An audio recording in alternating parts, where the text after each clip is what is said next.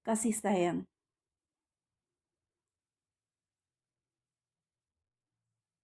Seseorang atau setiap orang pasti di dalam hatinya memiliki rasa kasih sayang. Walaupun beda-beda kuantitas dan kapasitasnya.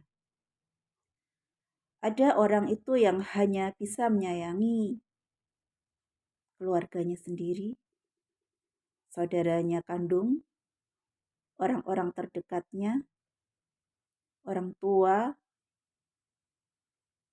dan ada juga orang yang bisa menyayangi selain semua itu yang sudah tersebut di atas, dia juga bisa menyayangi orang lain, meskipun dia bukan keluarganya. Dari segi hubungan darah, mungkin mereka tidak punya hubungan darah. Dan mungkin dia bisa menyayangi karena ilmu yang dia pahami. Karena dia memiliki pengetahuan, dia memiliki ilmu bahwa setiap muslim adalah saudara bagi muslim yang lain. Maka dia bisa menyadari bahwa yang lain itu adalah saudaranya juga, sesama muslim. Sehingga dia bisa, kasih sayang bisa lebih luas lagi, yaitu menyayangi sesama muslim. Dan mungkin bisa lebih luas lagi, yaitu sesama manusia. Karena sadar bahwa dia adalah manusia, orang lain juga manusia. Masih satu jenis dan masih satu keturunan dari Nabi Adam alaihissalam dan Ibu Hawa. Tapi ada juga yang bisa mencintai yang lebih luas lagi, bahkan binatang, tumbuhan, dan alam.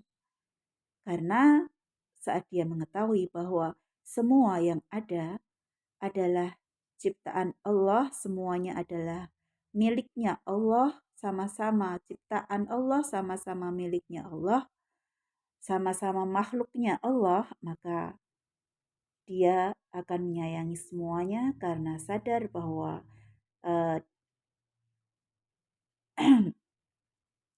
derajat mereka, uh, kedudukan, bukan derajat ya, kedudukan mereka adalah sama-sama makhluk di mata Allah Subhanahu wa ta'ala. Dan meskipun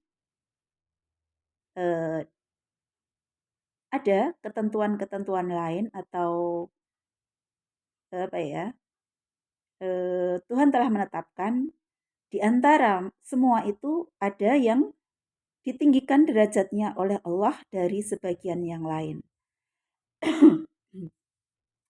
Yaitu mereka yang bertakwa kepada Allah.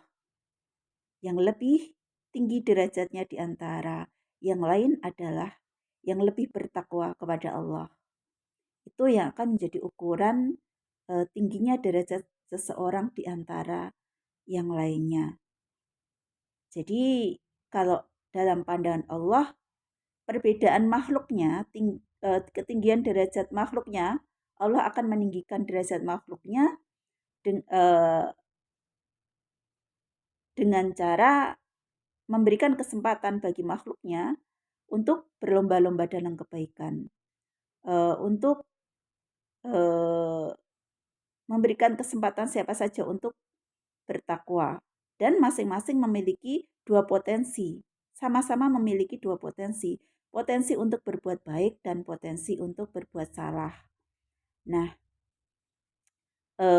tapi dengan dua potensi ini Allah juga memberikan hati nurani, akal, pikiran, dan manusia diperintahkan oleh Allah untuk belajar. Agar apa? Agar tahu mana baik, mana buruk, mana halal, mana haram, mana yang diperintahkan, mana yang dilarang, mana yang harus dijauhi dan ditinggalkan, dan mana yang harus dikerjakan. Dan harus bagaimana menghadapi segala situasi atau kondisi saat kita dihadapkan pada sebuah situasi atau kondisi tertentu, bagaimana cara menyelesaikannya. Itulah mengapa Tuhan Allah mengajarkan manusia atau memerintahkan manusia untuk belajar.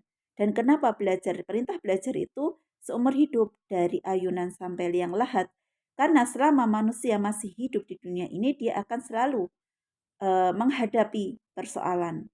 Dia akan selalu menghadapi suatu segala macam kondisi. Dan semuanya itu bisa diselesaikan dengan memohon pertolongan Allah selalu dan dengan cara belajar.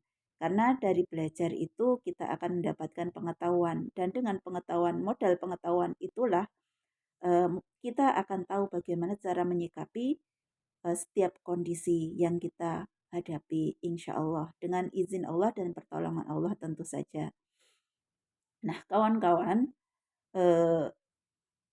sesungguhnya setiap makhluk yang memiliki kasih sayang, dia akan berusaha mengingatkan yang lain apabila yang lain itu mungkin sedang, alhamdulillah, mohon maaf ya kelagian.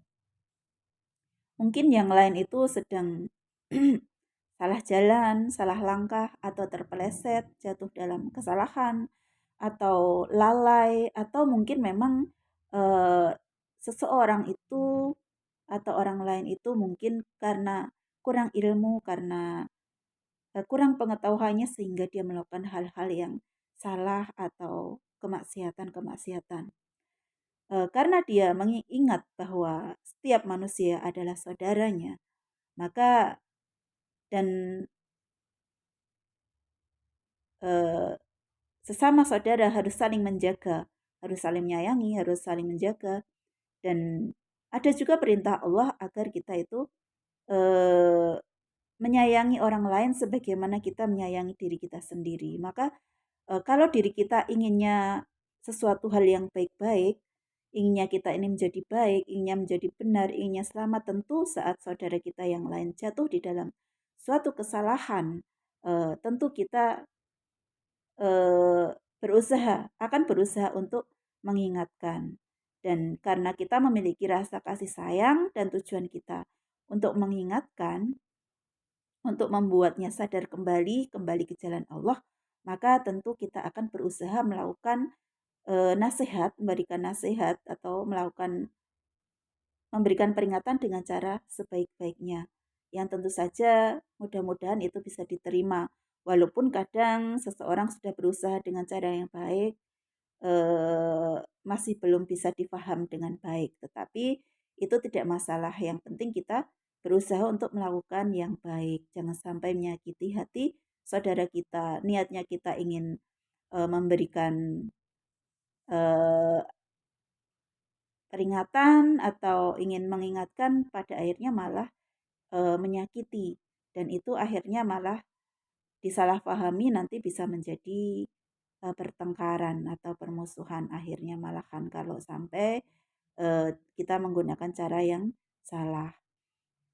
Dan biasanya umumnya seseorang itu akan lebih sayang kepada orang yang perbuatannya, sikapnya, akhlaknya baik, yang pandai, mungkin yang lebih pandai, yang lebih cerdas, yang eh, orangnya eh, orangnya juga karakternya baik, mungkin orang akan lebih menyayangi yang seperti itu.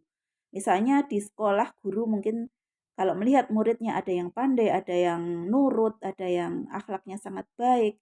Kemudian ada juga di antara murid-murid itu ada yang perangainya masih belum baik, buruk, bandel, dinasihati susah, mungkin juga sulit untuk memahami pelajaran, mungkin perasaan mungkin walaupun tidak semua ya ini, tapi ada kemungkinan mungkin guru akan lebih sayang, kasih sayangnya akan lebih kepada murid yang nurut, yang pandai, yang cerdas ini ya.